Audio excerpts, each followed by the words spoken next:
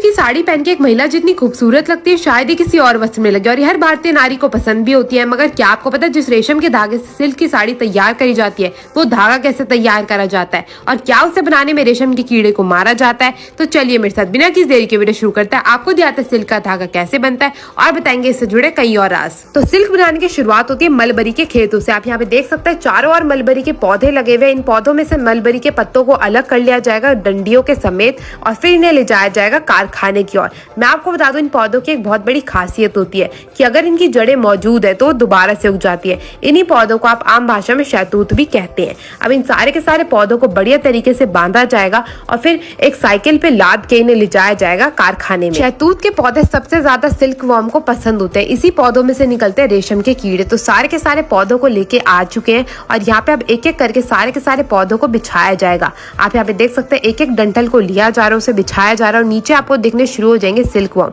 यहाँ पे अब ये बहुत छोटे छोटे हैं। इन्हें करीब करीब 15 दिन के लिए ऐसे ही बंद कारखाने में रखा जाएगा और तब जाके वो उगेंगे, मतलब बड़े हो जाएंगे। करीब करीब अपने साइज से 10 सेंटीमीटर तक ये बड़े हो जाते हैं और मोटे भी हो जाते हैं। बीच बीच में इनकी जांच करी जाती है कि वो अच्छे से उग रहे हैं, मतलब बड़े हो भी रहे हैं या नहीं, और ये पौधे खा भी रहे हैं या नहीं।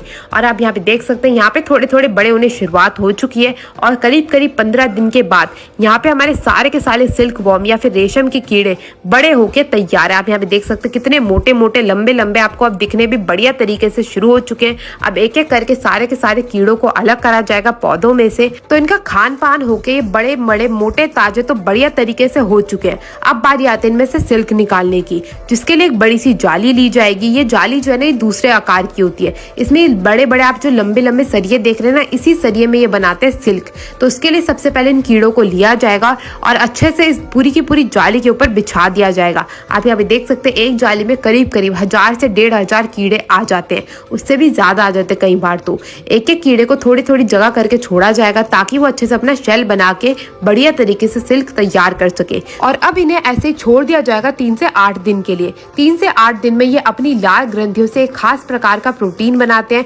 जिससे सिल्क या फिर रेशम का धागा बनता है। आप यहाँ पे देख सकते हैं 8 दिन हो चुके हैं। अभी आपको दिखेंगे हर कीड़े के ऊपर ये पीला पीली से आपको परत दिखनी शुरू हो चुकी है। यही पीली परत है जो प्रोटीन भी है इनके लिए और हमारे लिए सिल्क।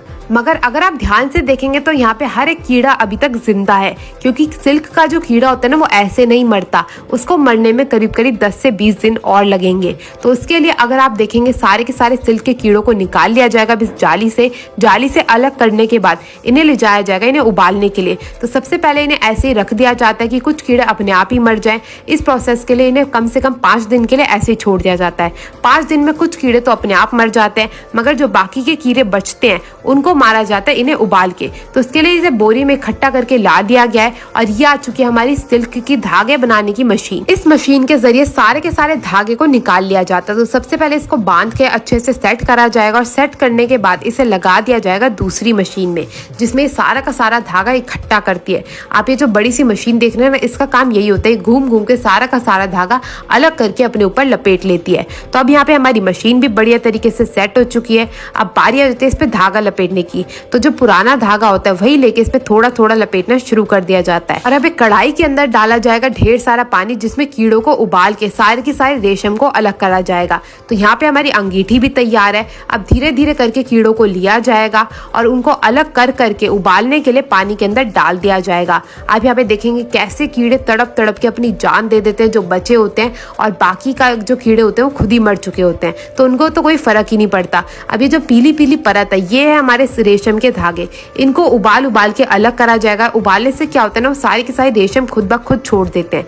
और ये जो आप धागा देख रहे हैं ना, यही है रेशम का धागा जो आगे चल के अलग अलग प्रकार की सिल्क की साड़ी बनाता है। मैं आपको बता दूं इंडिया जो है ना सिल्क प्रोडक्शन में 2nd नंबर पे आता है और 1st नंबर पे है चाइना, जिन्होंने सिल्क की खोज की थी। अब एक एक करके सिल्क के सारे कीड़ों में से सिल्क को अलग करा जाएगा। रेशम के धागों को बिल्कुल छान लिया जाता है। इसी पानी में उबाल के सारे कीड़े जो है वो इसी में अलग हो जाते हैं और जो रेशम के धागे वो आगे चले जाते हैं, उन्हें हाथों की मदद से निकाल निकाल के आगे भेजा जाता है इस बड़ी सी रील पे, जहाँ पे ये धागे लपेट लपेट के सिल्क की रीलें तैयार करते हैं। मतलब रेशम के धागों की जो रीलें होती है ना, वो तैयार करी जाती है। फिर उनसे आगे चल के साड़ी, सूट, पैंट, कमीज कुछ भी बन जाता है। तो आप यहाँ पे देखेंगे जो ये रील बन के तैयार हो चुकी है, इनमें से धागों को तोड़ के अलग कर लिया जाएगा। सिल्क का जो धागा होता है ना, बहुत ही ज्यादा नरम होता है, तभी आप देखते हैं ना सिल्क के धागा अगर एक भी खिंच जाए साड़ी में से, पूरी की पूरी साड़ी खराब हो जाती है। वो इसी कारण होती है।